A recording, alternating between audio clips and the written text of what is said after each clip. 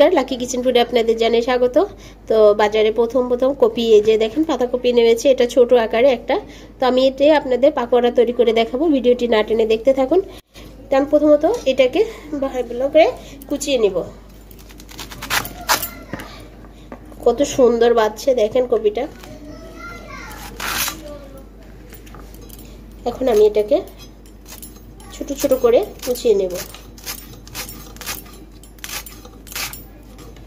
এই যে একেবারে ছোট করে এভাবে করে কুচিয়ে নিতে হবে পাকোড়া তৈরি করার জন্য।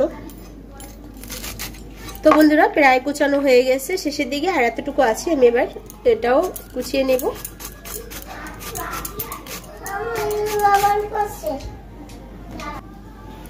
তো বন্ধুরা আমার কপিটা কুচানো হয়ে গেছে, এবার আমি এটাকে ধুয়ে রান্নাঘরে ভাপে দিতে যাব। তো বন্ধুরা থাকেন, আমি একটু ধুয়ে নিয়ে আসি। তো বন্ধুরা আমার কপিটা ধোয়া হয়ে গেছে, যে ভালো করে ধুয়ে নিয়েছি, পাতিল নিয়েছি, পাতিলের মধ্যে জল নিয়েছি, এর মধ্যে এবার কপিটা ভাপা দিয়ে দেব কিছুক্ষণ।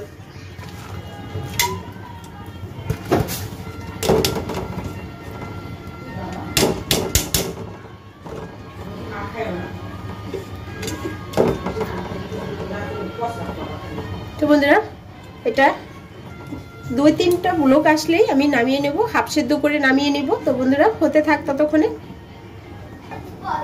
তো বন্ধুরা আমার কপিটা হাফ সেদ্ধ করা হয়ে গেছে, এবার আমি এটাকে নামিয়ে নিব। তো বন্ধুরা আমি চুলায় তেল দিয়ে রেখে যাচ্ছি, তেলটা গরম হতে থাক, এর মধ্যে আমি পাকোড়াটা মাখিয়ে নিয়ে আসি। তো বন্ধুরা তেলটা গরম হতে থাক, আমি অন্য পাকোড়া মাখিয়ে নিয়ে আসি। তো বন্ধুরা এই যে দেখেন, এই যে হাফ সেদ্ধ করে নিয়ে এসেছি, ধোয়া উঠতেছে, আমি এগুলো একটা বলে নিয়ে নিলাম।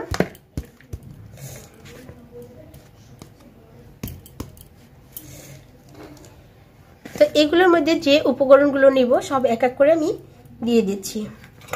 এটা হচ্ছে নারকেল বাটা, আমি একটু নারকেল বাটা দিয়ে নিয়েছি। এটা নারকেল বাটা দিলে টেস্টটা খুব ভালো হয়, আপনারা না দিলেও পারেন। তো আমার কাছে নারকেলটা ছিল, আমার কাছে ভালো লাগছে, তো টেস্টটা খুব ভালো হয়, তাই নারকেল বাটাটা দিয়ে দিলাম। এক বাটি পেঁয়াজ কুচি, 5টা মরিচ কুচি,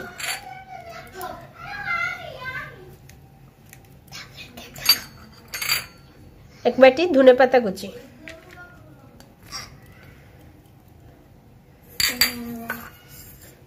কালো জিরাটা পাকোড়ায় খুব ভালো যায়। তো কালো জিরা আপনারা চাইলেও দিতে পারেন, না দিলেও পারেন। তো আমি দিয়ে দিলাম, পাকোড়ায় খুব ভালো যায়, যার কারণে আমি কালো জিরাটা দিয়ে দিয়েছি।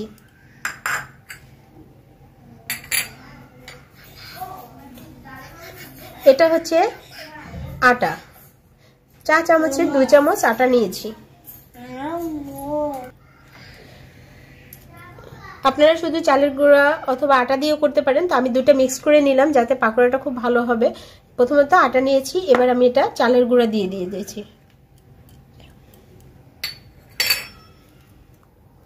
এখানে আমি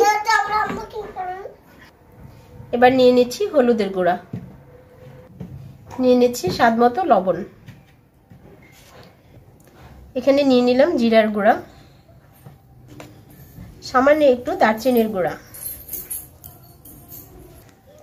তো এগুলো আমি এবার ভালো করে মাখিয়ে নিব।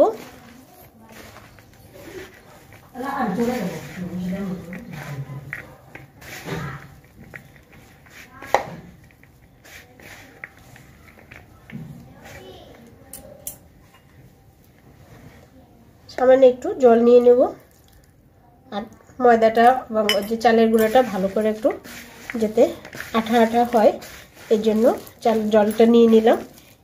আমার মশলাটা মাখানো হয়েছে, এবার আমি এই যে কপিটা ভালো করে সব কিছু মিলিয়ে মাখিয়ে নেব। তো বন্ধুরা আমার এটা মাখানো হয়ে গেছে, দেখেন কত সুন্দর একটা কালার আসছে।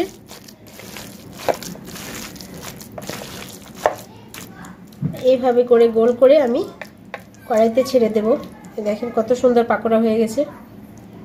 তো বন্ধুরা আমার তেলটা গরম হয়ে গেছে, আমি এবার এক এক করে পাকোড়াগুলো ছেড়ে দেব।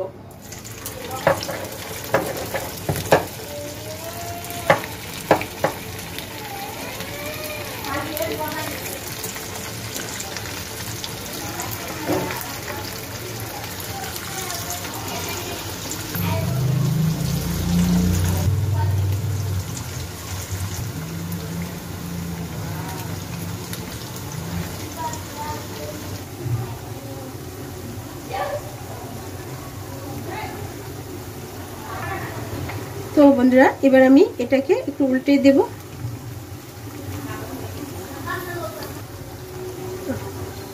চুলার আঁচটা একেবারে মিডিয়াম আঁচে রাখতে হবে, একদম লো আঁচেও না একদম হাই আঁচেও না। হাই আঁচে রাখলে পুড়ে যাবে, আবার লো আঁচে রাখলে দেখা যায় হতে একটু সমস্যা হবে। তো মিডিয়াম আঁচে চুলাটা রাখতে হবে সবসময়ের জন্য। পাকোড়ার ভাজার সময় মিডিয়াম আঁচে একটু কম আঁচে রাখলেই ভালো হয়, একদম লো আঁচে না। যে সমস্ত পাকোড়াগুলো আমি উল্টে দিলাম, এভাবে করে আমি সব পাকোড়াগুলো ভেজে নিব।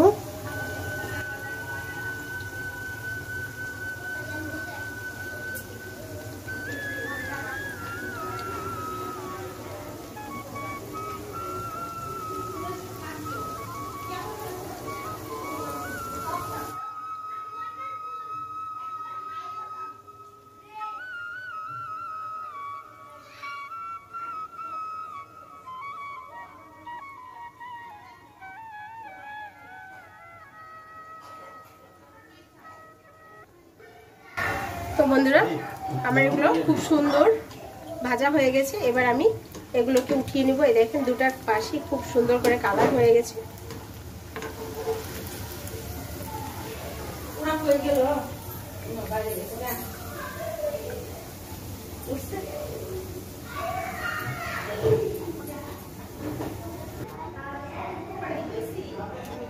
তো বন্ধুরা আমি একটা টিস্যু পেপার নিয়ে নিয়েছি, এর মধ্যে এগুলো রেখে দেবো। যতটুকু তেল আছে টিস্যুটায় তেলটা টেনে যাবে।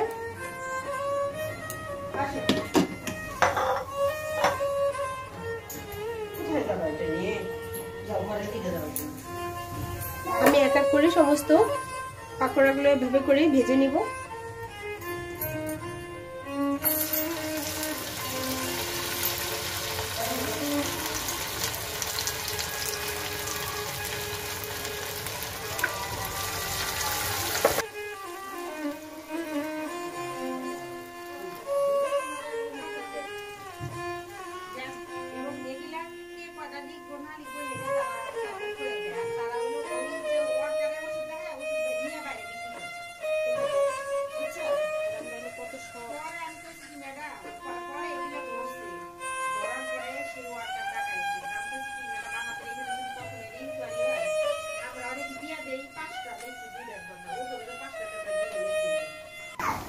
তো বন্ধুরা আমার পাকোড়া তৈরি শেষ। তা আপনারা আমার এই রেসিপি অনুসারে পাকোড়া তৈরি করে খেয়ে কমেন্টস করে জানাবেন যে কেমন হয়েছে। যদি ভালো লাগে অবশ্যই লাইক এবং কমেন্ট শেয়ার করবেন। এবং আমার চ্যানেলটাতে যারা সাবস্ক্রাইব করেছেন তাদেরকে ধন্যবাদ, এবং যারা সাবস্ক্রাইব করেনি তারা সাবস্ক্রাইব করে বন্ধু হয়ে যান এবং পাশে থাকা বেল আইকনটি অন করে রাখেন, যাতে করে আমার ভিডিওগুলো আপনাদের মাঝে পৌঁছে যায় দ্রুত। আমিও আপনাদের মাঝে ভিডিও দিতে উৎসাহ পাই। তো ধন্যবাদ সবাইকে, ভালো থাকেন, সুস্থ থাকেন এবং এইভাবে করেই পাকোড়া তৈরি করে বাচ্চাদের খাওয়ান। আজকের মতো এখানেই আসি। আমার পাকোড়াগুলো সব হয়ে গেছে, আমি এগুলো উঠিয়ে নিচ্ছি।